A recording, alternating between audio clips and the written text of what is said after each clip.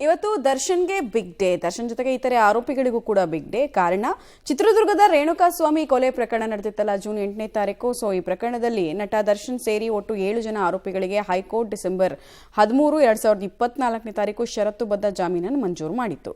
High court ಕೊಟ್ಟಿರುವ ಜಾಮೀನು ರದ್ದು ಕೋರಿ ಸರ್ಕಾರ ಸುಪ್ರೀಂ ಕೋರ್ಟ್ ಮೊರೆ ಹೋಗಿದೆ. ದರ್ಶನ್ ಜಾಮೀನು ರದ್ದು ಮಾಡೋದಕ್ಕೆ ರಾಜ್ಯ ಸರ್ಕಾರದ ಪ್ರಾಸಿಕ್ಯೂಷನ್ಗೆ ಮನವಿ ಮಾಡಿತ್ತು.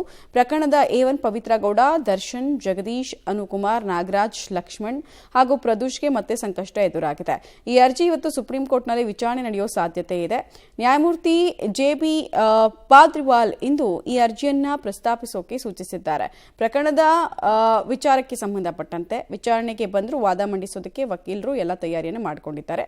ಹೈಕೋರ್ಟ್ ಆದೇಶವನ್ನು ಸುಪ್ರೀಂ ಕೋರ್ಟ್ ಎತ್ತಿ ಹಿಡಿಯುತ್ತಾ ಅಥವಾ ಜಾಮೀನು ಆದೇಶವನ್ನು ವಜಾಗೊಳಿಸುತ್ತಾ? ಜಾಮೀನು ಆದೇಶ ವಜಾ ಆದರೆ ಮತ್ತೆ ಜೈಲಿನ ಮುಖವನ್ನು ನೋಡಬೇಕಾಗುತ್ತೆ ದರ್ಶನ್. ಹೀಗಾಗಿ ಡಬಲ್ ಟೆನ್ಷನ್ ಸದ್ಯಕ್ಕೆ ಅವರಿಗಿದೆ. ಸಿನಿಮಾ ಶೂಟಿಂಗು ಅಂತ ಬ್ಯುಸಿಯಾಗಿದ್ರು, ಆದರೆ ಹಿಂದಿನ ಪ್ರಕರಣ ಬೆಂಬಿಡದ ಭೂತದಂತೆ ಕಾಡುತ್ತಾ ಅನ್ನೋದು ಕುತೂಹಲಕ್ಕೆ ಕಾರಣ ಆಗ್ತಾ ಇದೆ. ದರ್ಶನ್ ಜಾಮೀನು ರದ್ದತಿಗೆ ಪೊಲೀಸರು ಕೊಡ್ತಾ ಇರುವಂತಹ ಕಾರಣ ಏನು? ಇವರ ಜಾಮೀನು ಔಚಿತ್ಯವಲ್ಲ ಅನ್ನೋದಕ್ಕೆ ಅವರೊಂದಷ್ಟು ರೀಸನ್ಸ್ ಅನ್ನು ಕೊಡ್ತಾ ಇದ್ದಾರೆ.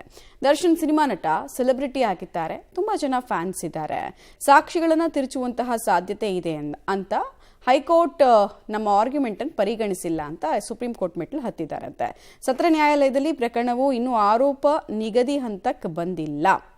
ಆರೋಪಿಗಳು ರೇಣುಕಾಸ್ವಾಮಿಯನ್ನ ಚಿತ್ರದುರ್ಗದಿಂದ ಕರ್ಕೊಂಡು ಬಂದಿದ್ದಾರೆ, ಬಲವಂತವಾಗಿ ಕಾರಿನಲ್ಲಿ ಬೆಂಗಳೂರಿಗೆ ಕರ್ಕೊಂಡು ಬಂದಿದ್ದಾರೆ ಅನ್ನೋದನ್ನ ಕೋರ್ಟ್ ಗಮನಕ್ಕೆ ತರುವಂತಹ ಪ್ರಯತ್ನ ಮಾಡಲಾಗಿದೆ.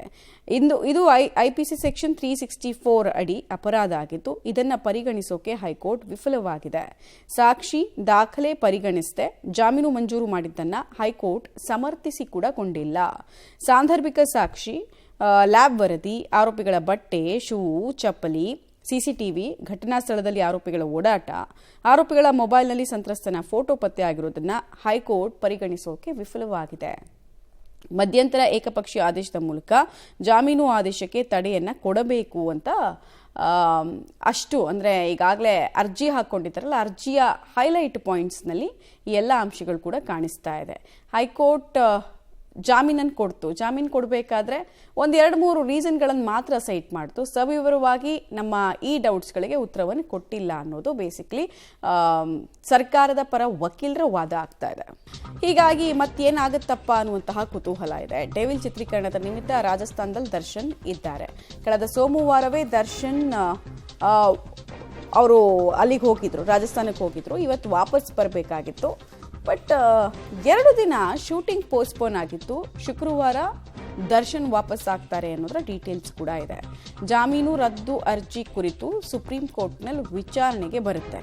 ಟೆನ್ಷನ್ ನಡುವೆ ಕೂಡ ಶೂಟಿಂಗ್ನಲ್ಲಿ ಇದ್ದಾರೆ ಅಥವಾ ಶೂಟಿಂಗ್ನ ಹೆಸರು ಹೇಳ್ಕೊಂಡು ಬೇಕಾಗಿರುವಂತಹ ಕಾನೂನು ಹೋರಾಟವನ್ನು ಅಲ್ಲಿ ನಡೆಸ್ತಿದ್ದಾರೆ ಅನ್ನುವಂತಹ ಅನುಮಾನಗಳು ಕೂಡ ಸದ್ಯಕ್ಕೆ ಬರುತ್ತೆ. ಯಾಕಂದರೆ ದೊಡ್ಡವ್ರ ಕತೆ ಅದು, ನೋಡಬೇಕಾಗತ್ತೆ ಏನಾಗತ್ತೆ ಅಂತ.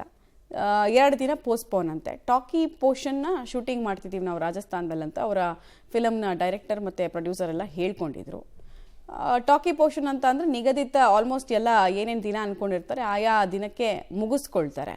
ಈ ಸಾಂಗು ಅಥವಾ ಡ್ಯಾನ್ಸು ಅಂತ ಅಂದರೆ ಅದು ಯೂಶಲಿ ಪೋಸ್ಟ್ಪೋನ್ ಆಗುತ್ತೆ ಅಥವಾ ಆ ಥರದ್ದೇನಾದರೂ ಎಕ್ಸ್ಟ್ರಾ ಡೇಟ್ಗಳು ಹೋಗುತ್ತೆ. ಬಟ್ ಇಲ್ಲಿ ಏನಕ್ಕೆ ಹೋಯಿತು ಅನ್ನೋದು ಗೊತ್ತಿಲ್ಲ.